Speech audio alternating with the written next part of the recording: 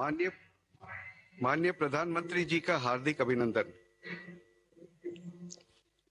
Budget घोषणा 2025-26 के बाद आयोजित की जा रहे पोस्ट बजट वेबिनार में मैं आपका हार्दिक स्वागत करता हूं।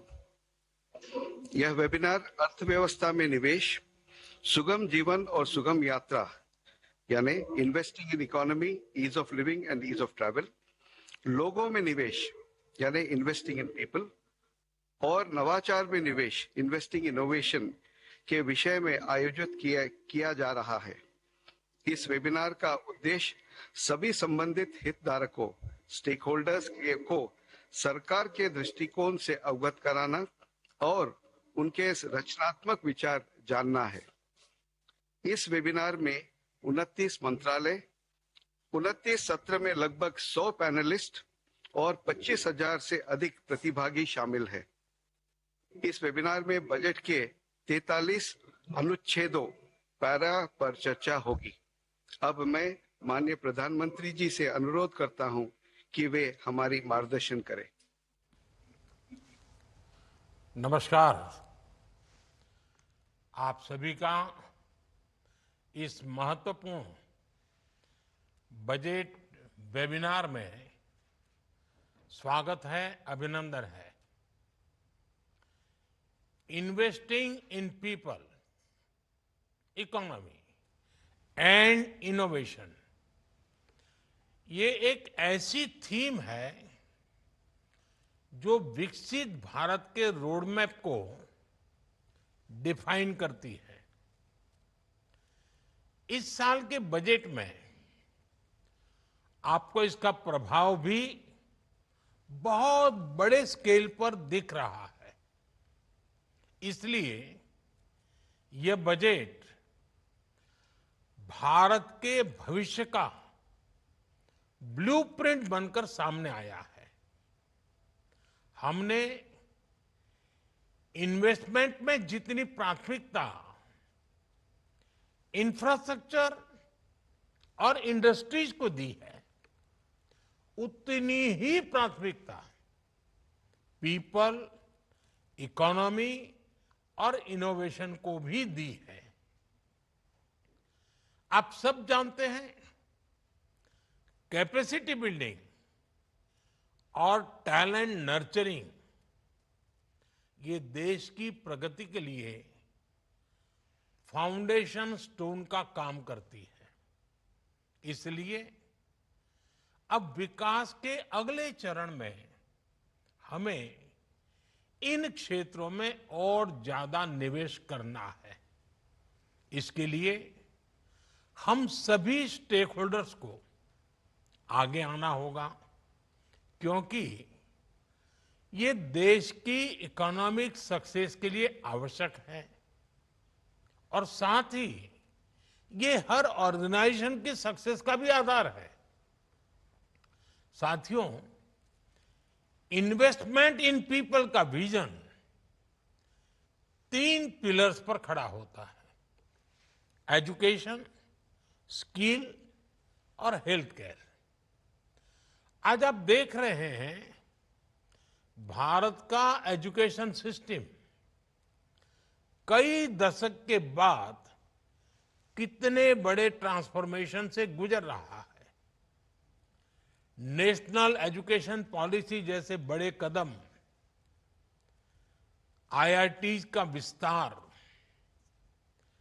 एजुकेशन सिस्टम में टेक्नोलॉजी का इंटीग्रेशन, एआई के फुल पोटेंशियल का उपयोग, टेक्स्ट बुक का डिजिटाइजेशन, 22 भारतीय भाषाओं में लर्निंग मटेरियल्स उपलब्ध करवाने का काम, ऐसे कितने ही प्रयास मिशन मोड में जारी है। इनके कारण आज भारत का एजुकेशन सिस्टम 21वीं सदी की दुनिया की जरूरतों और पैरामीटर्स को मैच कर रहा है। साथियों, सरकार ने 2014 से अब तक 3 करोड़ से ज्यादा युवाओं को स्किल ट्रेनिंग दी है। हमने 1000 ITI संस्थानों को अपग्रेड करने और 5 सेंटर ऑफ एक्सीलेंस बनाने का ऐलान किया है।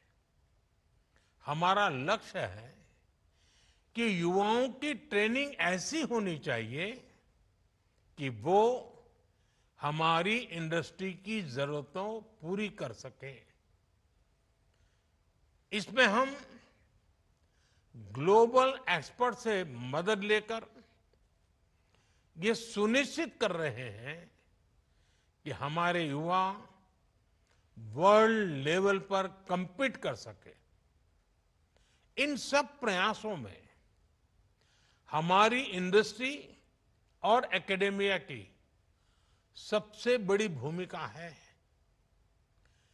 इंडस्ट्री और एजुकेशनल इंस्टीट्यूट्स एक दूसरे की जरूरतों को समझे और उन्हें पूरा करें। युवाओं को तेजी से बदलती दुनिया के साथ चलने का मौका मिले, उनको एक्सपोजर मिले, उन्हें प्रैक्टिकल लर्निंग के लिए प्लेटफॉर्म मिले। इसके लिए सभी स्टेक होल्डर्स को एक साथ आना होगा। हमने युवाओं को नए अवसर और प्रैक्टिकल स्किल्स देने के लिए PM इंटर्नशिप स्कीम शुरू की है। इस योजना में हर स्केल पर ज्यादा से ज्यादा उद्योगों की भागीदारी हो। हमें ये सुनिश्चित करना ही है। साथियों, हमने इस बजट में 10,000 अतिरिक्त मेडिकल सीटों की घोषणा की है। हम अगले 5 सालों में मेडिकल लाइन में 75,000 सीटें जोड़ने का टारगेट लेकर चल रहे हैं। सभी प्राइमरी हेल्थ सेंटर्स टेलीमेडिसिन सुविधा का विस्तार इन सब क्षेत्रों में हो रहा है। डे केयर कैंसर सेंटर और डिजिटल हेल्थ केयर इंफ्रास्ट्रक्चर के जरिए हम क्वालिटी हेल्थ केयर को लास्ट माइल तक पहुंचाना चाहते हैं।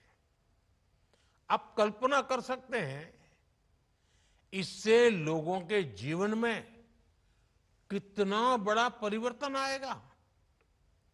इससे युवाओं के लिए रोजगार के भी अनेक नए अवसर बनेंगे। इन्हें जमीन पर उतारने के लिए आपको उतनी ही तेजी से काम करना है। तभी हम बजट घोषणाओं का लाभ ज्यादा से ज्यादा लोगों तक पहुंचा पाएंगे। साथियों, पिछले 10 वर्षों में हमने इकोनॉमी में इन्वेस्टमेंट को भी फ्यूचरिस्टिक सोच के साथ देखा है। आप जानते हैं 2047 तक भारत की शहरी आबादी लगभग 90 करोड़ तक हो जाने का अनुमान है। इतनी बड़ी आबादी के लिए प्लान्ड अर्बनाइजेशन की जरूरत है। इसके लिए हमने 1 लाख करोड़ रुपए का अर्बन चैलेंज फंड बनाने की पहल की है। इससे गवर्नेंस, इंफ्रास्ट्रक्चर और फाइनेंशियल सस्टेनेबिलिटी पर फोकस किया जाएगा और प्राइवेट इन्वेस्टमेंट भी बढ़ेगा। हमारे शहर sustainable urban mobility, digital integration और क्लाइमेट रेजिलियंस प्लान के लिए जाने जाएंगे। हमारे प्राइवेट सेक्टर को, खासकर रियल स्टेट और इंडस्ट्री को प्लान अर्बनाइजेशन पर फोकस करना चाहिए, उसे और आगे बढ़ाना चाहिए। अमृत 2.0 और जल जीवन मिशन जैसे अभियानों को भी आगे बढ़ाने के लिए सभी को साथ काम करना है। साथियों, आज जब हम अर्थव्यवस्था में निवेश की बात कर रहे हैं तो हमें पर्यटन की संभावनाओं पर विशेष ध्यान देने की जरूरत है। पर्यटन सेक्टर का हमारी जीडीपी में योगदान 10% तक होने की संभावना है। इस सेक्टर में करोड़ों युवाओं को रोजगार देने की क्षमता है। इसलिए इस बजट में घरेलू और अंतर्राष्ट्रीय टूरिज्म को बढ़ावा देने के लिए कई फैसले लिए गए हैं। देश भर में 50 डेस्टिनेशंस को टूरिज्म पर फोकस करते हुए विकसित किया जाएगा। इन डेस्टिनेशंस में होटलों को इंफ्रास्ट्रक्चर का दर्जा दिए जाने से ईज ऑफ टूरिज्म बढ़ेगा, स्थानीय रोजगार को भी बढ़ावा मिलेगा। होम स्टे के लिए मुद्रा योजना का दायरा भी बढ़ाया गया है। हिल इन इंडिया और लैंड ऑफ द बुद्धा, इस अभियान के माध्यम से दुनिया भर के पर्यटकों को आकर्षित किया जा रहा है। भारत एक ग्लोबल स्तर का टूरिज्म एंड वेलनेस हब बने, इस दिशा में प्रयास किए जा रहे हैं। साथियों, जब हम पर्यटन की बात करते हैं तो इसमें होटल इंडस्ट्री, ट्रांसपोर्ट सेक्टर के अलावा पर्यटन में दूसरे सेक्टर के लिए भी नए अवसर हैं। इसलिए मैं कहूंगा, हमारे हेल्थ सेक्टर के स्टेक होल्डर्स हेल्थ टूरिज्म को प्रमोट करने के लिए इन्वेस्ट करें। ये अपॉर्चुनिटी तो ग्रैब कीजिए आप। योगा और वेलनेस टूरिज्म के पूरे पोटेंशियल को भी हमें इस्तेमाल करना चाहिए। एजुकेशन टूरिज्म में भी हमारे पास काफी स्कोप है। मैं चाहूंगा इस दिशा में विस्तार से चर्चा हो और एक स्ट्रांग रोडमैप के साथ इस दिशा में आगे बढ़ा जाए। साथियों, देश का भविष्य इनोवेशन में किए जा रहे निवेश से निर्धारित होता है। भारत की अर्थव्यवस्था में आर्टिफिशियल इंटेलिजेंस कई लाख करोड़ रुपए की ग्रोथ दे सकती है। इसलिए हमें इस दिशा में तेजी से आगे बढ़ना है। इस बजट में एआई ड्रिवेन एजुकेशन और रिसर्च के लिए 500 करोड़ आवंटित किए गए हैं।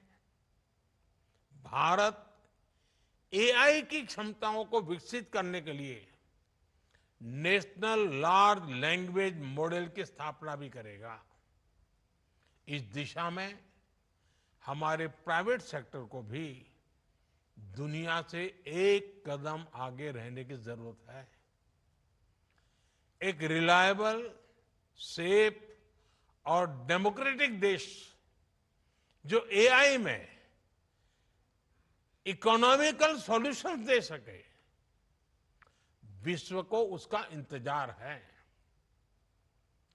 आप इस सेक्टर में अभी जितना इन्वेस्ट करेंगे, भविष्य में उतना ही एडवांटेज आपको मिलेगा। साथियों, भारत अब दुनिया का तीसरा सबसे बड़ा स्टार्टअप इकोसिस्टम है। स्टार्टअप्स को बढ़ावा देने के लिए सरकार ने इस बजट में कई कदम उठाए हैं। रिसर्च और इनोवेशन को बढ़ाने के लिए 1 लाख करोड़ रुपए का कॉर्पस फंड पास किया गया है। इसमें deep tech fund of funds के साथ उभरते सेक्टर्स में निवेश बढ़ेगा। आईआईटी और आईआईएससी में 10,000 रिसर्च फेलोशिप की व्यवस्था बनाई गई है। इससे रिसर्च को बढ़ावा मिलेगा, प्रतिभाशाली युवाओं को मौका मिलेगा। नेशनल जियो स्पेशियल मिशन और अनुसंधान नेशनल रिसर्च फाउंडेशन के माध्यम से इनोवेशन को गति मिलेगी। भारत को रिसर्च और इनोवेशन के क्षेत्र में नई ऊंचाई पर पहुंचाने के लिए हमें हर स्तर पर मिलकर काम करना होगा। साथियों, ज्ञान भारतम मिशन, और मैं आशा करता हूं इस सब में आप सब आगे आए। ज्ञान भारतम मिशन के माध्यम से भारत की समृद्ध मैन्युस्क्रिप्ट्स हेरिटेज को संरक्षित करने की घोषणा बहुत ही अहम है। इस मिशन के माध्यम से 1 करोड़ से अधिक मैन्युस्क्रिप्ट पांडुलिपियों को डिजिटल फॉर्म में बदला जाएगा, जिसके बाद एक नेशनल डिजिटल रिपोजिटरी बनाई जाएगी, जिससे दुनिया भर के स्कॉलर्स और रिसर्चर्स भारत के हिस्टोरिकल और ट्रेडिशनल नॉलेज और विजडम को जान सकेंगे। सरकार द्वारा भारत के प्लांट जेनेटिक रिसोर्सेज को संरक्षित करने के लिए नेशनल जीन बैंक की स्थापना की जा रही है। हमारी इस पहल का उद्देश्य आने वाली पीढ़ियों के लिए जेनेटिक रिसोर्सेज और खाद्य सुरक्षा को सुनिश्चित करना है। हमें इस तरह के प्रयासों का दायरा बढ़ाना होगा। हमारे अलग अलग इंस्टीट्यूट्स और सेक्टर्स को इन प्रयासों में भागीदार बनाना चाहिए। साथियों, फरवरी में ही भारत की अर्थव्यवस्था को लेकर आईएमएफ के शानदार ऑब्जर्वेशंस भी हम सबके सामने हैं। इस रिपोर्ट के मुताबिक 2015 से 2025 के बीच, 2015 से 2025 के बीच, इन 10 वर्षों में भारत की इकोनॉमी ने 66% की, यानी 66% की ग्रोथ दर्ज की है। भारत अब $3.8 ट्रिलियन की इकोनॉमी बन गया है। ये ग्रोथ कई बड़ी इकोनॉमीज से भी ज्यादा है। वो दिन दूर नहीं जब भारत $5 ट्रिलियन की इकोनॉमी बनेगा। हमें सही दिशा में सही निवेश करते हुए आगे बढ़ना है। अपनी अर्थव्यवस्था का इसी तरह विस्तार करना है और इसमें बजट घोषणाओं के इंप्लीमेंटेशन की भी बड़ी भूमिका है। आप सभी की अहम भूमिका है। आप सभी को मेरी बहुत बहुत शुभकामनाएं हैं और मुझे पूरा विश्वास है कि पिछले कुछ वर्षों से बजट घोषित कर करके आप अपना कर लो, हम हमारा कर ले, वो परंपरा हमने तोड़ दी।